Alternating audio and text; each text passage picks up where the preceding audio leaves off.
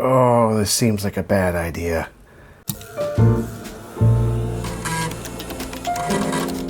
Greetings and welcome to an LGR thing. And today's thing is my first keyboard. Well, not my first keyboard, that was one of these mushy things that came with my Packard Bell 486. No, I mean we're looking at the My First Keyboard, which sold for $99 when Kid Tech first started manufacturing it in 1994.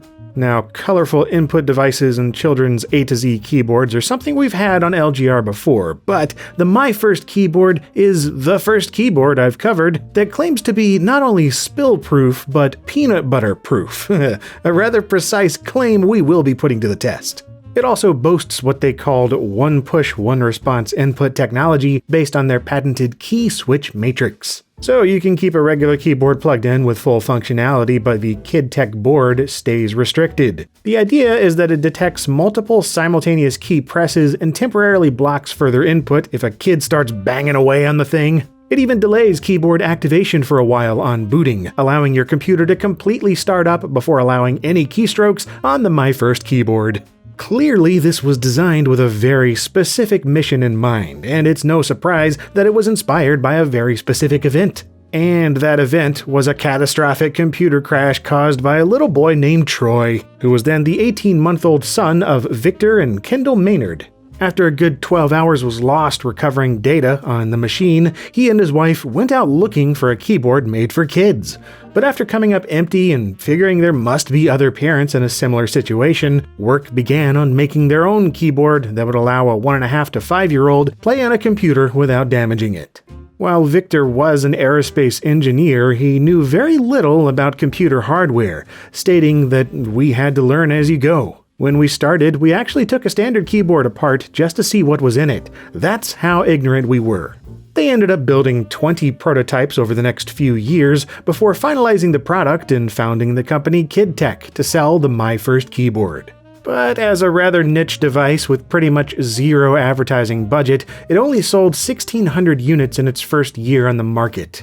According to the Maynards, mothers were the primary purchaser of these types of kids' products, and they weren't likely to hit up the big box computer stores they were being sold in. Plus, asking $100 for what looked like a toddler's toy was a bit much for most. It looks like, to move in this category, the prices are going to have to be more at the level of a toy, Mr. Maynard revealed in 1996. So they dropped the price to $49, spread the word to journalists and show hosts in the media, and relied on word of mouth to do its job. Eventually, the keyboard caught a wave of popularity through the mid-90s, appearing on shows like Good Morning America and Live with Regis and Kathy Lee, on national radio with Paul Harvey, and in print with Good Housekeeping magazine and the Associated Press National Newswire.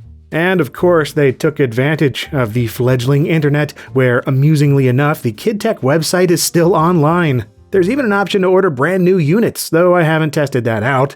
I did manage to find this new old stock example a while back, one of the retail versions sold by RF Link in late 1994, and dang, that kid has one meticulously formed hairdo going on. Impressive. Enough with the preamble and bouncy hair, let's get this keyboard unboxed and set up. First thing we come across is the My First Keyboard itself, which you'll note doesn't even come with a cable installed. That'll be plugged in around back, right beside the full-sized keyboard pass-through and a switch labeled Kid and Adult for choosing which board you want activated. The keyboard itself is a tad heavier than I thought it'd be at 1 pound 7 ounces or 650 grams, more than some full-sized membrane keyboards I've used.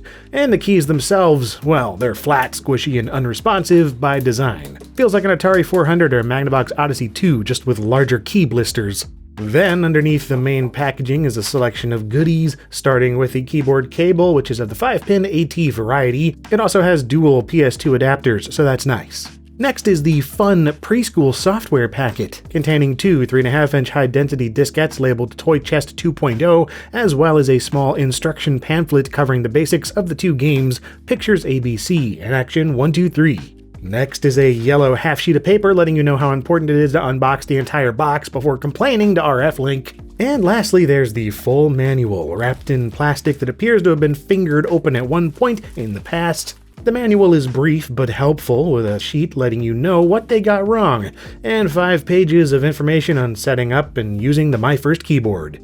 Alright, it's finally time to try this thing out. Just gotta plug the male end of the cable into the back and yep, we are ready to go.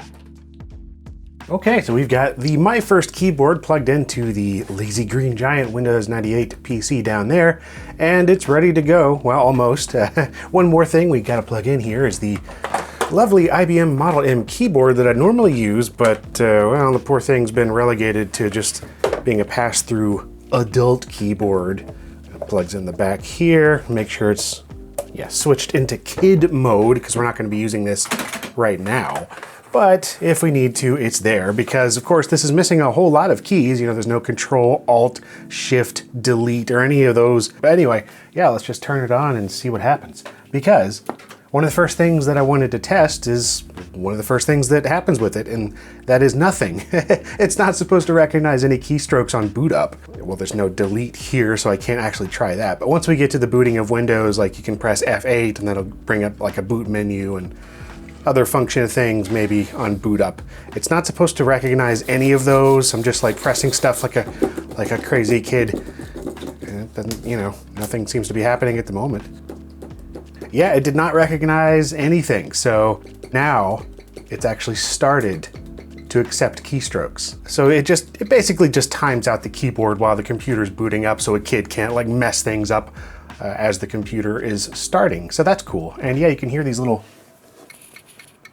audible clicks. There's a little speaker inside there. Almost like a terminal keyboard back in the day.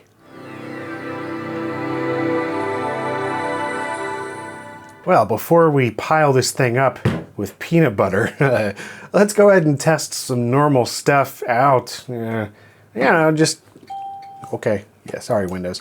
So it has a couple of programs that it came with at Toy Chest, Pictures ABC, and Action 123 here. But let's just go ahead and open up Notepad and type a little bit, like, hello.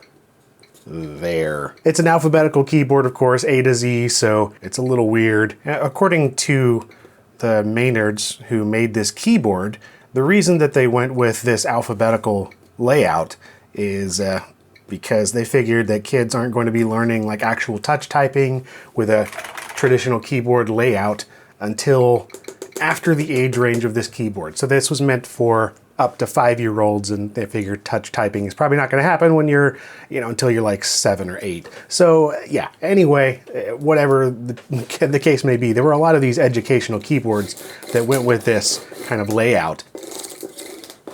There's something oddly satisfying about this? I don't really know. Actually, these switches aren't the worst. I've used crappier. So yeah, you do have the function keys on here, which potentially brings up some shenanigans that a kid could get into. It only goes up to F10. F11 and 12 aren't on here. And as mentioned before, like Control, Alt, Shift, Delete, and a bunch of other things are not on here either. So, I mean, there's only so much a kid could really screw up messing with this thing. But anyway, let's just go ahead and try one of the programs that came with. Oh, wow, this is a very simple one. What even is Pictures ABC? What are we supposed to be doing here? A. Alligator. Oh, what the crap? B. Bear. C. Cat. Y. Yak. P. Pig. X. Xiphias. What? Xiphias? Is that all they could come up with? Well, okay, I guess this is animals. So... X. Xylophone. There's xylophone. What did they come up with for this? X. X-ray technician. X-ray technician. Well, X. Christmas dinner. That's a little confusing. Xmas dinner. Y. Yam. Z. Zucchini. Enough of that. Let's try Action 1, 2, 3. Do we get any more music? Oh, there it is.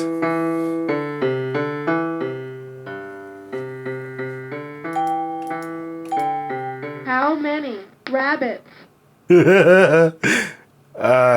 Good job. How many swans? I don't know, man. 2. The correct answer is 8. All right, I think we get the idea. This sucks. Oh, come on, let me out of here. Well, that was the fun preschool software. Let's try some Duke Nukem 3D. Also fun preschool software. From 1996, the first-person shooter. And I have already pre-configured this to work with my first keyboard. Not that it really needed much configuration, it just needed a little bit of remapping to work with these, this unconventional keyboard layout. So, what I'm gonna do here is instead of having it mapped to WASD as I did before this, I've just got it mapped to the mouse for aiming, and then the movement is over here on BNOP, BNOP. So the BNOP layout is going to allow me to play it pretty much as normal. Space still jumps. And yeah, otherwise, I mean, it's a little sticky. And I haven't even poured any peanut butter on this yet. But, yeah, totally playable. A little clunky, but with a little practice, I could get pretty good at using this My First Keyboard to play first-person shooter. Not bad at all.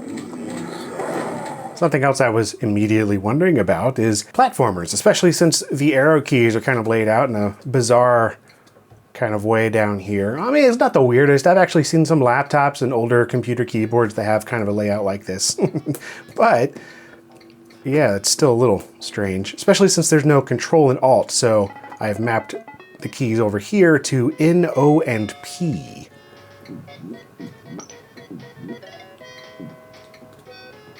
Nope, I didn't. I mapped them to N, O, and space. That's right. I mean, this is not the worst membrane I've ever used. It's responsive enough to play games, that's for sure. I mean, it's a keyboard that is not made for any of this, but it is completely capable of doing so. Right, so it totally stands up as a usable keyboard, oddly enough, more so than I anticipated just looking at it, but really, this is a pretty quality membrane, and it's nice and solid, and, feels all right.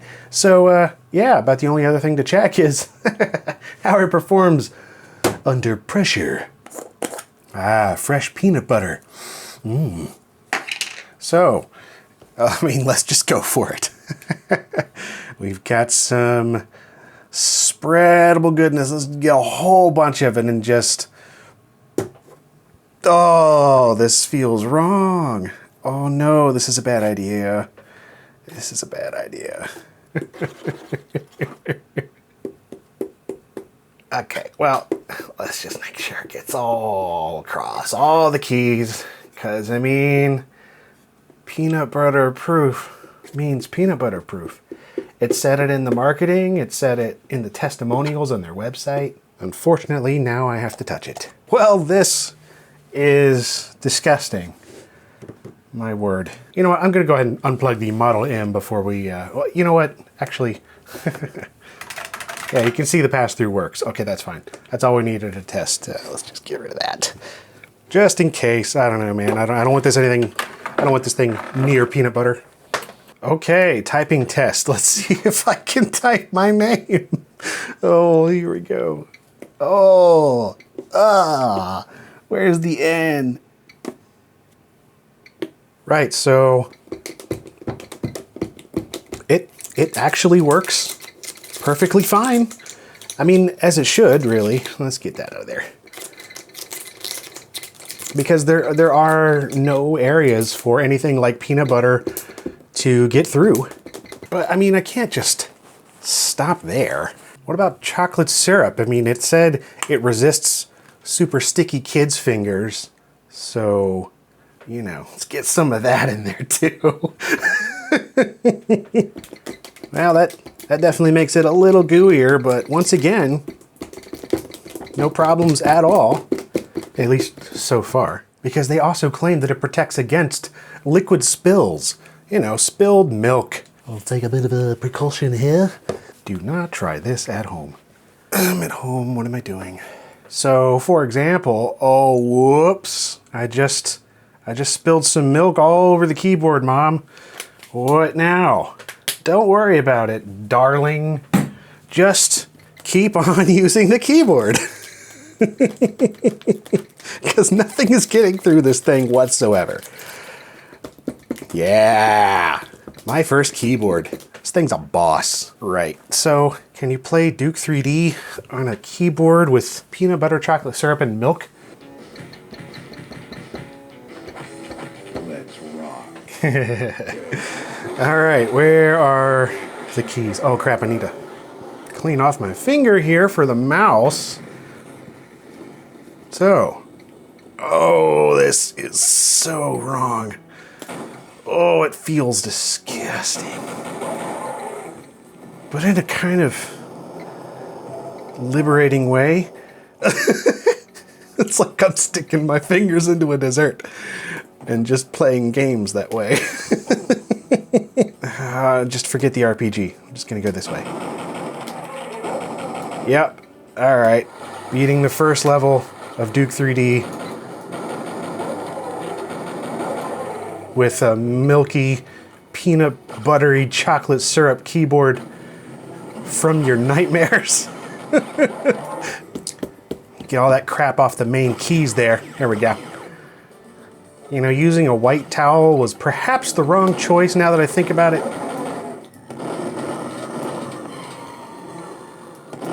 Nah, forget it. I'm just getting out of here. Oh, thank goodness it's over. Oh, I'm never doing that again. Well, that's about it for this video. Oh, my word. I guess you could just kind of wash this thing off or something. Let's just go ahead and... This is so messed up. Ah, crap. I just noticed I didn't have the camera recording while I was washing it off. But, yeah, as you can see there, it just all cleaned off quite nicely. And, you know, you got a little bit of water in there, so we'll let that dry off before powering it on again. But here we go. About as good as new. Or, you know, something close to that. So I was taking it apart just to make sure everything was dry inside. And yeah, I figured I'd take a look inside anyway, because why not? Yeah, there's, as expected, not a whole lot going on here. Really, you just got this control board, which does all of the things, and the ribbon cable going to the membrane right here, which is seriously just a flat thing that is glued in place. And I would remove that if possible, but I mean, it seriously is just, there's no way to take it off without ruining the entire keyboard, as far as I can tell. But yeah, there's the bottom side of that, which if we take this off, yep, that's all you get. So you can see the little tiny speaker there in the top right, the Kid Tech integrated circuit board, which takes care of all the things like timing out the keys at certain moments and controlling stuff. And yeah, you know, other than that, it's just a membrane keyboard that's really well glued together. All right, PC turned on, everything all put back together and cleaned up. There it is. Had me worried for a second. That key timeout, yep, seems to be just fine. And we're going to try out 4x4 Evo, 4x4 Evolution.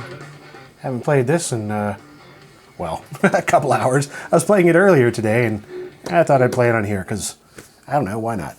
It's a fun game. Used to enjoy this back in the day, still do. It's one of those I hope to cover at some point, but yeah, you know, you pretty much just have the arrow keys to steer and all that kind of stuff. And you know, that little beeping of the little speaker inside every time you press stuff still just amuses me on any kind of keyboard whatsoever that I'm using. Especially on this one though, since it's like a membrane keyboard, it reminds me of this really horrible like point of sale system that I used to use at one of my jobs. Somehow that membrane was even worse than this. It's just really, it was really squishy, but it beeped in the same way. Like a lot of terminal keyboards do. I think I mentioned terminals earlier in the video. I like terminals. Let's just go this way. Oh, that didn't work at all. Well, anyway, all right, escape key. Yeah, that's pretty much it for real this time. That is my first keyboard. It's just a keyboard, but at the same time, it's kind of interesting because I say so. And you know, it's got the whole aesthetic of children going on. I don't know what that means. I don't even know what I'm saying anymore.